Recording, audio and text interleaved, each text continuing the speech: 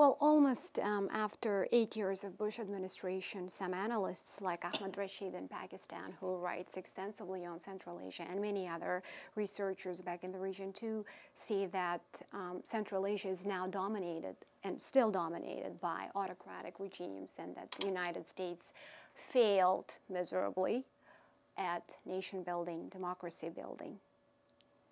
Well, as I've been someone who has dealt with this area of the world, not just Central Asia, but I've been ambassador in Belarus and served in Russia, and I've spent my whole career since the collapse of the Soviet Union in this area. I would have to say that the United States, isn't nation building, isn't building nations, and that's not the goal. It is that these nations themselves are building themselves. And the United States wishes to be a partner in this endeavor, to participate and to provide whatever assistance, whatever our example can be to these peoples and to these governments if they so wish. So it's not a matter that the United States wishes to sort of build an Uzbekistan or build a Kazakhstan.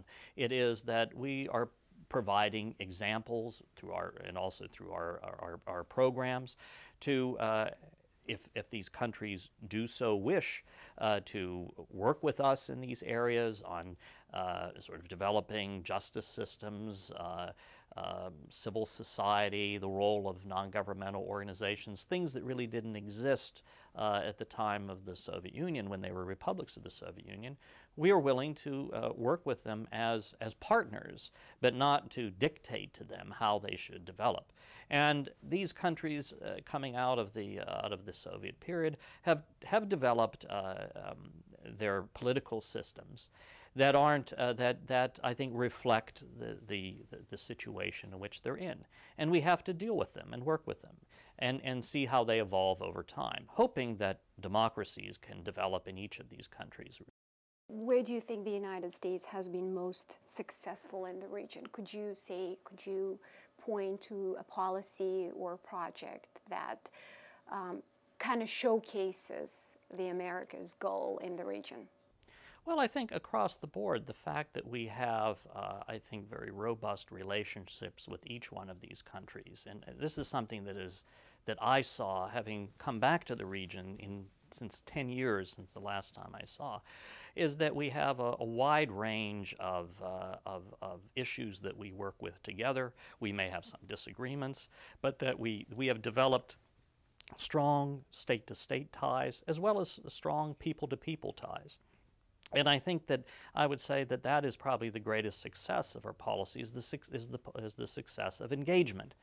And also treating each of these countries of Central Asia as sovereign, independent republics that we respect and respect their people, and have certainly a great deal of understanding for the situation that they themselves find themselves in this transition period. Both American and Central Asian academics, researchers, and educators complain that the funds for various projects have gone down and that neither side is really doing enough to boost the educational cooperation.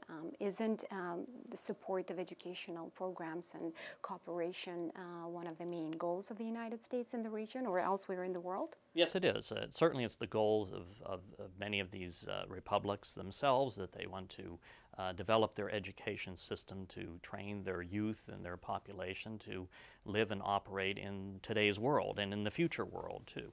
And I wish that the United States, as we all do in the State Department and the United States government, that we could have more funding because the programs we have of exchange programs, education programs. You asked about areas where we would view as successes. I think we view these as successful because the numbers of people in these countries that have been to the United States, who have had some association, been in our institutions, come away with, I think, certain views about our system, which they may find useful as they build their own societies. And you're quite right. I think that we would, and I as the Deputy Assistant Secretary of State, would like to see more attention and more funding going to these programs. And this is something that Secretary Rice and I think all of her predecessors, Secretary Powell, Krol, Secretary Albright, Secretary Christopher, and the like, have all called for is